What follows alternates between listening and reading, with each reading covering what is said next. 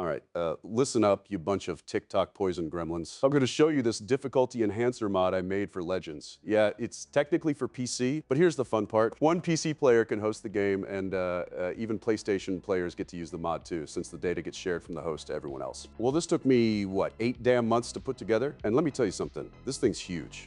Packed with features, not some lazy little reskin slapped together over a weekend by a dude surviving entirely on energy drinks, Discord arguments, and Reddit karma. Now, with that whole Yotei Legends situation turning into a complete clown show, figured people probably wanted something actually worth playing. So here we are. Okay, first thing you gotta do, install Cheat Engine. What, you want me to hold your hand to? It's an exe file on Windows, not disarming a damn nuke. Either Google Cheat Engine or click the link in the description, go to the site, and install it. Doesn't get much simpler unless you want me to come over there and move the mouse for you too.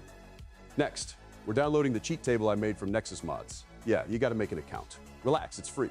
Click the link in the description, sign up, download the cheat table, and boot up the game while you're at it. Once the table's downloaded and the game's running, now we get to the good stuff. Let's go through the difficulty enhancer cheats I made. All right, first thing you're gonna see is these 3 options here. Click compact mode. Cuts out all the unnecessary garbage cluttering the cheat table so you can actually see what you're doing. Revolutionary concept, I know. Then hit Auto Attach Cheat Engine to Game Process. That hooks Cheat Engine into the game automatically, which is why, and try to keep up here, I told you to boot the game up beforehand. Once it's attached properly, click Disable Anti-Cheat. And if your computer isn't held together with duct tape and regret, all the cheats should pop up just fine.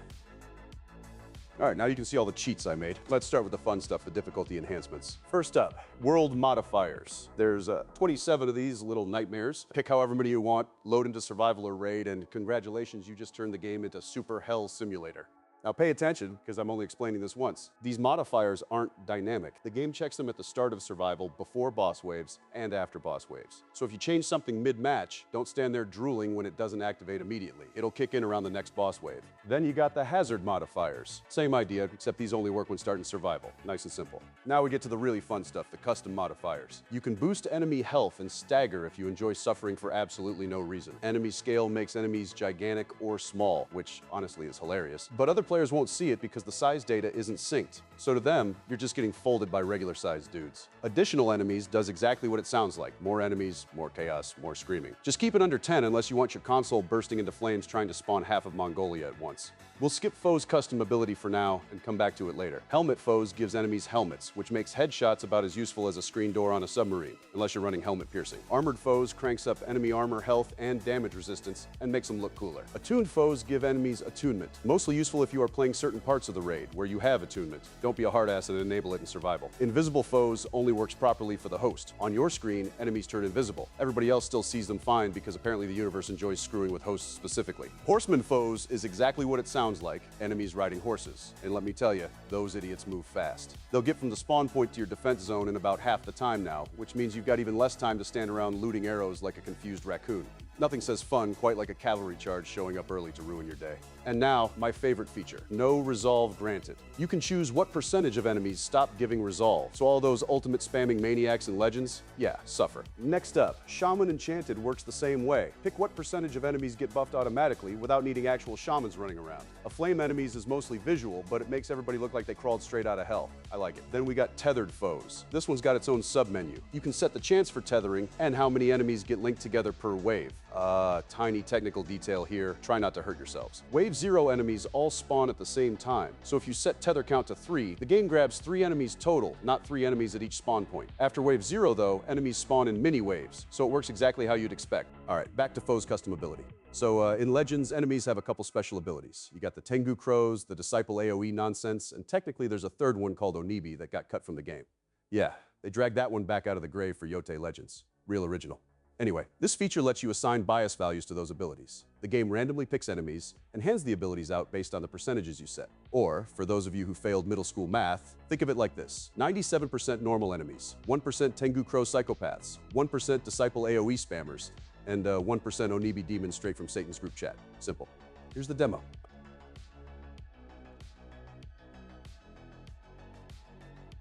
Now, we got another cute little feature called multi-weapon. Purely cosmetic, doesn't actually change enemy behavior because these idiots aren't programmed to use multiple weapons. But visually, they look intimidating as hell. Nothing says bad day like a guy pulling up carrying half the armory on his back. All right, now we get to enemy randomization. Pretty simple system, even by modern standards. Up top, you got the target set. That decides what kind of enemies the randomizer messes with. Oni and Mongols are selected by default because, obviously. But if you're playing the main story and want to turn the whole island into a war crime simulator, feel free to tweak it, or just hit apply to all and let God sort it out. Under that, you got enemy categories grouped together. Open whichever enemy types you want, then assign bias values. Higher bias means they spawn more often. So if you've ever wanted an army made entirely of shield brutes and teleporting psychopaths, congratulations, your therapy bills are about to skyrocket. Here's a quick demo.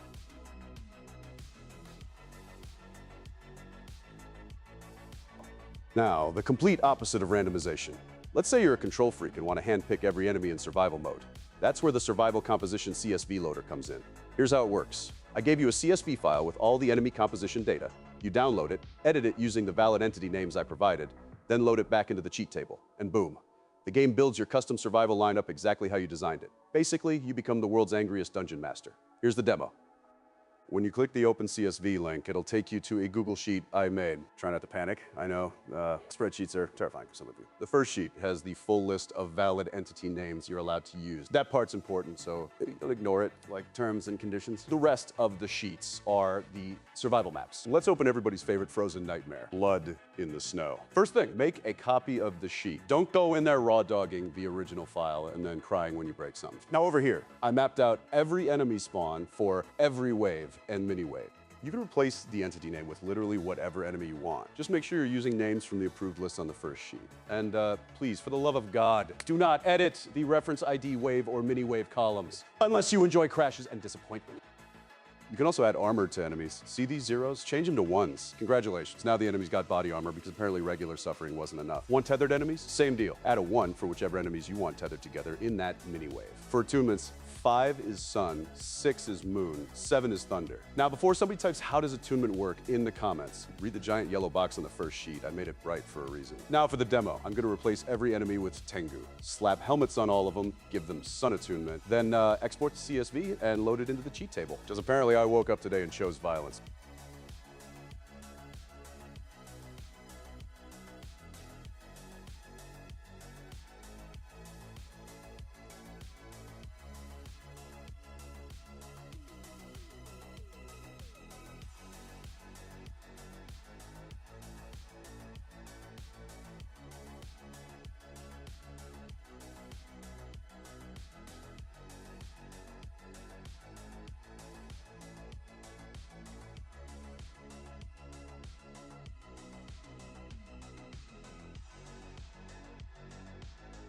All right, that pretty much covers the difficulty enhancement stuff. And trust me, this is just the beginning.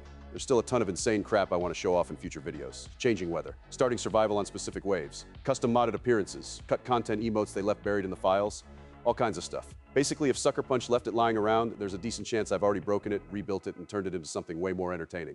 All right, enjoy, and leave a comment if you have issues with it.